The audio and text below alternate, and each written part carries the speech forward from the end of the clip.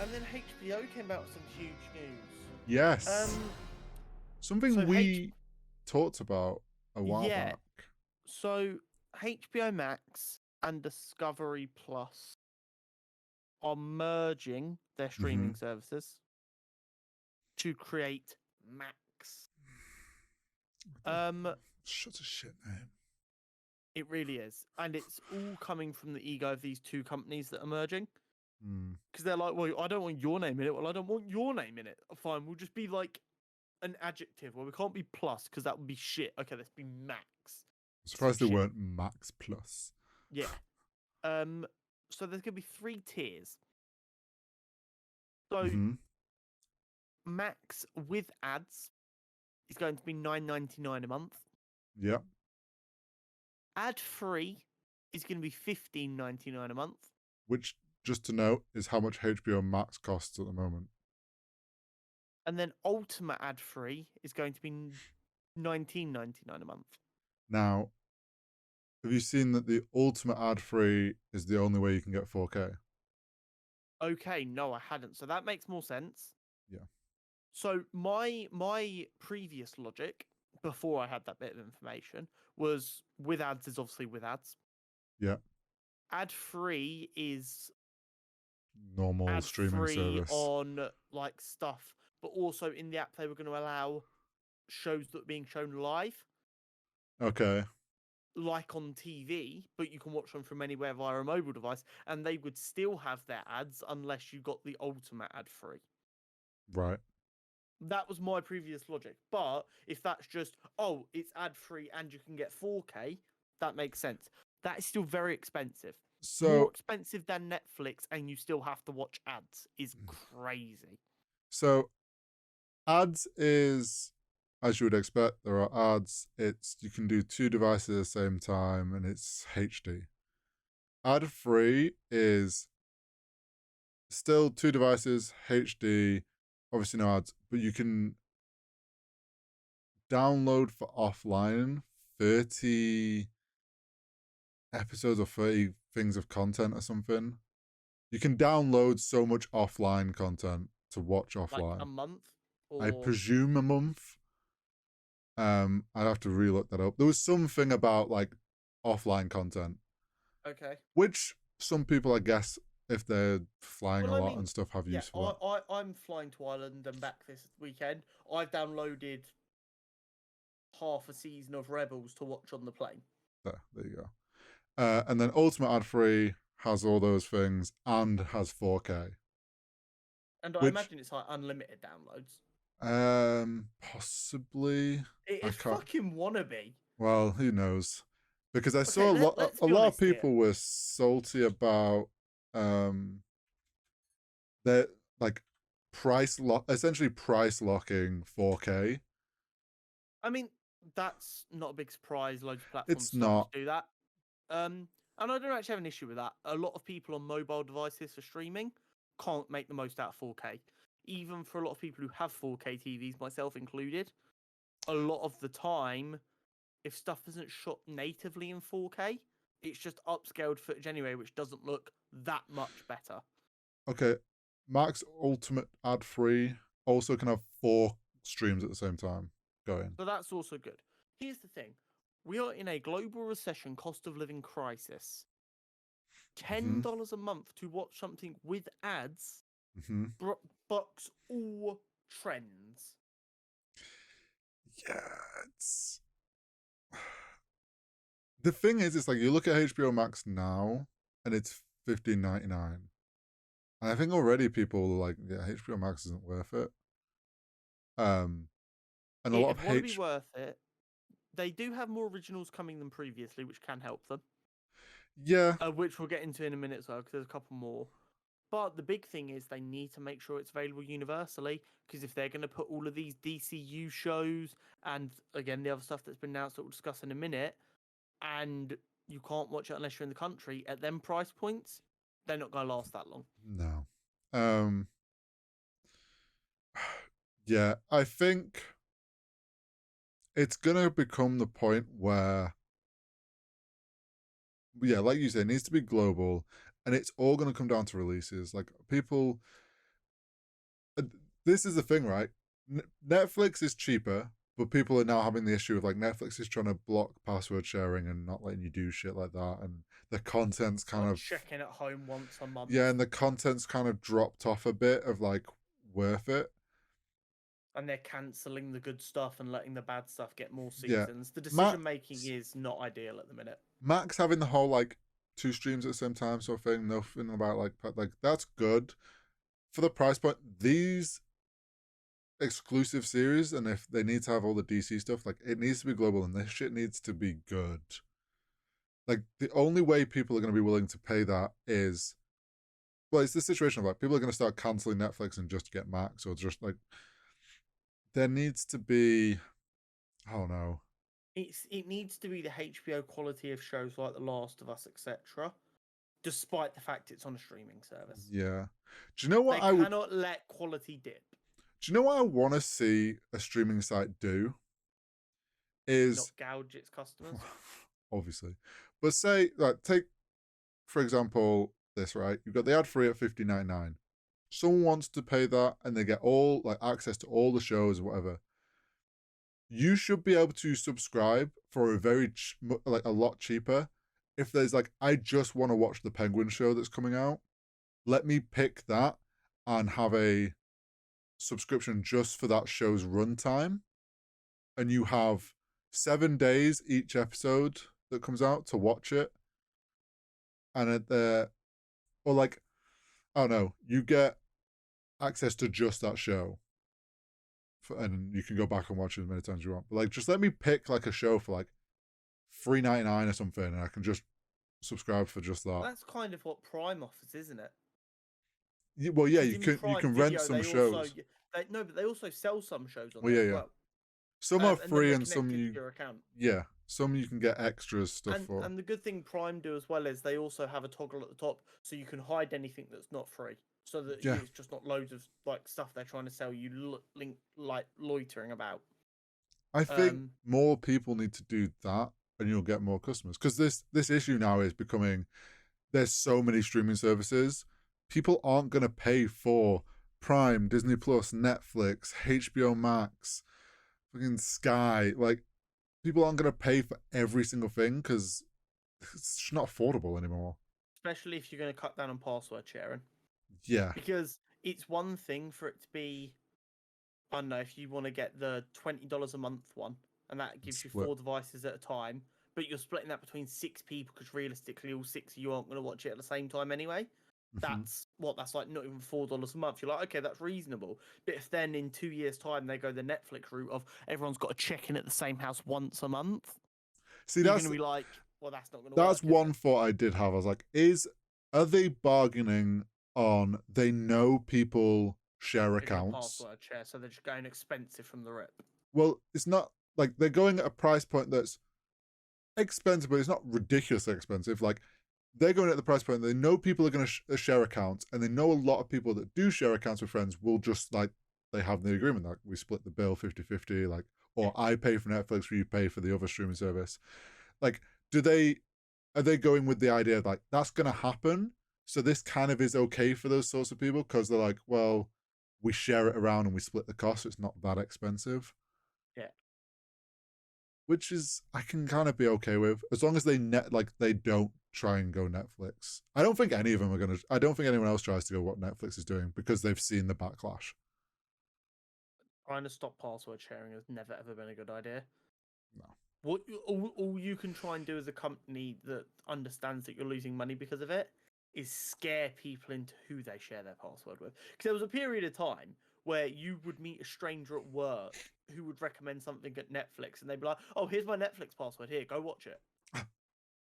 Well, scare people off of doing that, so they only share it with close friends and family, and then you have a really good job. Don't do the password sharing thing. Just do the number of streams you can have at a time. Yeah, I pay on mine and my partner's account. I believe the version we've got supports 2 streams at a time because when we first got it, we weren't living together and we both might want to watch Netflix at the same time. Made complete sense. There's nothing stopping me downgrading to 1 stream at a time right now. Yeah. I choose not to because I'm lazy. I could save that money. Don't test me, Netflix. Yeah.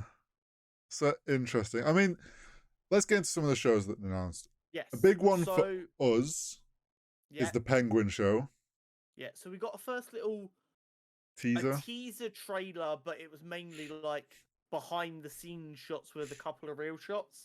Yeah, it So was like like a people have weird been mix. memeing. There's one shot where he's getting out of the car and you can see the boom mic. Yeah, And I was like, like, lol, can you believe they left this in the trailer? Obviously they know it's like it's like a meme, but still really funny. yeah, I was like, it kind of threw me off because it was like, oh, this looks great. I was like, hang on, why the fuck are we in a behind the scenes shot? Oh, we're back to normal. Yeah, it's a teaser trailer for the production, which has already started, but they clearly didn't have enough footage to put an actual trailer together yet. Yeah. But yeah, Penguin's set after the first Batman Yeah, film. in between the Um, Batman films. yeah, directed by Matt Reeves again. Yeah, I'm pretty Colin sure. Farrell is back as Oswald Cobblepot. Yeah, and it's a TV show rather than a film. Yeah, I mean, visually, it's in the same visual style as Batman. Like, it looks stunning. We know Batman was amazing. Like, visually, it's going to look great. I'm so ready for like this kind of mobster esque show. as long as they give Matt Reeves time, I don't see how the show can be anything other than a massive success. Yeah, exactly. And I think it's going to be really good for the future of this Batverse that he's building because it's going to help. Like, it's something that's not going to have Batman. Like, it might mention Batman, or maybe there's a cameo at one point in the thing, but No, it's been it's confirmed Robert Pattinson won't have oh, any cameos okay, as Batman. okay. They were very careful to say there won't be any Robert Pattinson cameos as Batman. So he might show up as So Bruce. we might see a Bruce Wayne cameo. Okay, but like, I'm glad they're doing that because then it But I mean, there means can be references. yeah, They can be like, oh, what the fuck happened to my shipment? The fucking Bat Boss and like shit like it's that. gonna help them flesh out this world for the future of this Batverse for Matt to have Yes. like help the fans like really get into this world that he's building. So I'm actually very excited for that. That's coming in 2024. Yeah. The other big news was an announcement of the Harry Potter TV show. Mm. I a have remake. thoughts. So here is the best way I can put this issue across. Go on. Harry Potter is a worldwide phenomenon. That is not up for debate. That is a fact. Yeah. However, I would argue that the phenomenon of the books and the phenomenon of the films are very separate. Yes, the people who enjoyed the books also went and watched the films. Mm-hmm. However, the films did a lot better than the books. And a lot more people watched the films and never read the book. That's hi, I'm one of them. So there are, yeah, exactly. And like, it's one of them few very widespread successes where people don't actually get shamed for watching the films and never having read the books, which is a good thing. Mm-hmm. But as a result of that, the actors and actresses involved, who are all cult heroes in British culture, Yes, not being a part of the show is a problem. Like, especially when you look at the cast as well. The Dumbledores are both dead. Both the actors who played Dumbledore. Yeah. Robbie Coltrane, who played Hagrid. Alan Rickman, who played Severus Snape. Mm-hmm.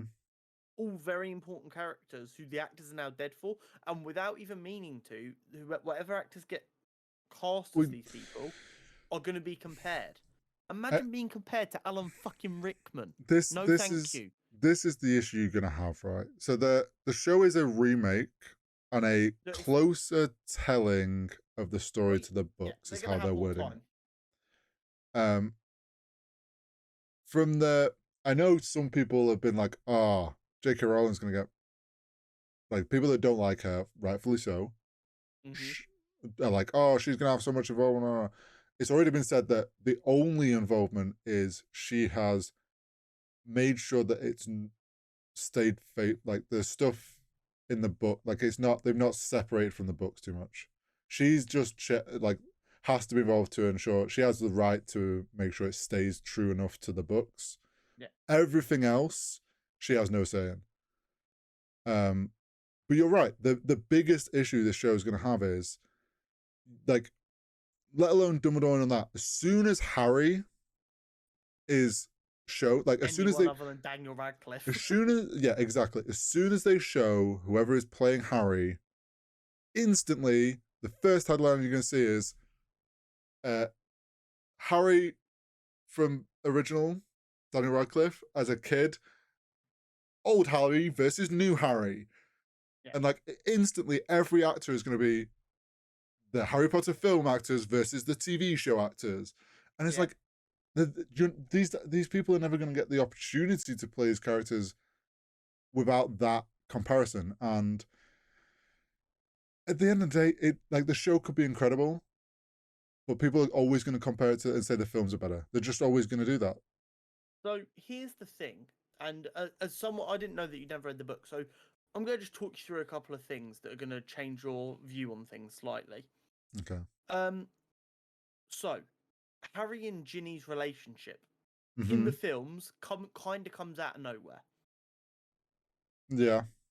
Yeah, that was an entire book just focused on their relationship, essentially. Okay. Yeah. That kind of just disappeared.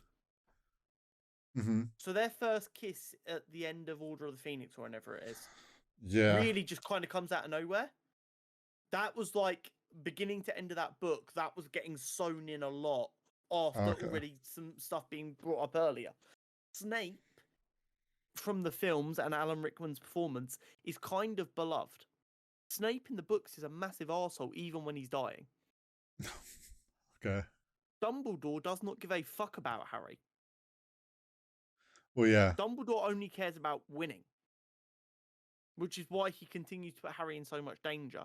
And I don't think the people who've only watched the films are ready for the realization that this story is a lot Darker. not different, but yeah, like these characters are kind of putting their best foot forward in the films, and you see their really good traits and none of their bad traits. Mm-hmm. Oh, In the like, film, in the show, they're going to get exposed, and people are going to go, "Oh, I don't like Snape. They ruined him." And it's like, no, they're doing him how he was. You just didn't get as much time in the films to see how so he was. my sister read all the books, and I do know that like there was a lot of like tonal changes in the films, and bits were cut out and stuff.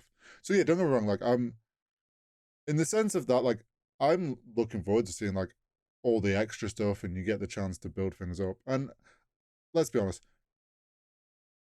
we all kind of want to go back to the world of Harry Potter and watch some more stuff from there. It is just this unfortunate thing of like this is gonna be a very difficult thing for them to sell to a lot of Harry Potter fans. Mm. That's the problem. There's going to be a lot of Harry Potter fans that read the books that will get behind it probably because they're like, okay, this we're getting to see this in a new light, more like the books were. So yeah, it's an interesting one. It's already got the internet divided. If done right, it can be very good. Yeah. I've just got a feeling it's going to be a shitstorm on the internet the entire time.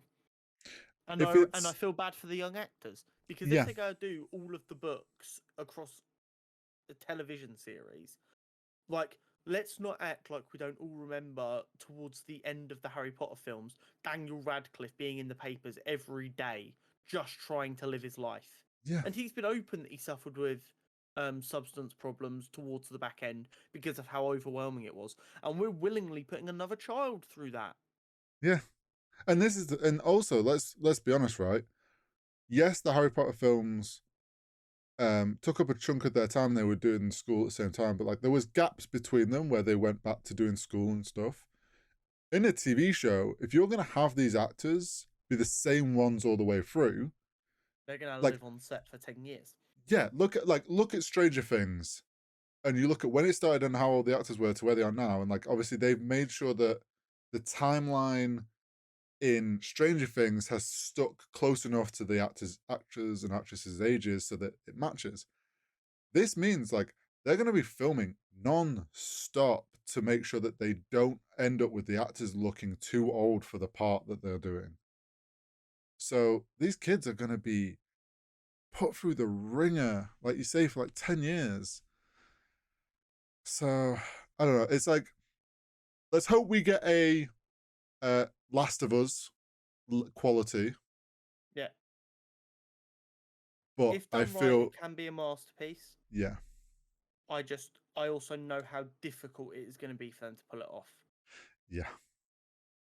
Um, There was also one other show which you didn't put on because I know you won't be bothered, but there's another Game of Thrones prequel I didn't even see series, about that. A Night of the Seven Kingdoms. So they're doing a bit like another spin-off into the world like they did with House of Dragons.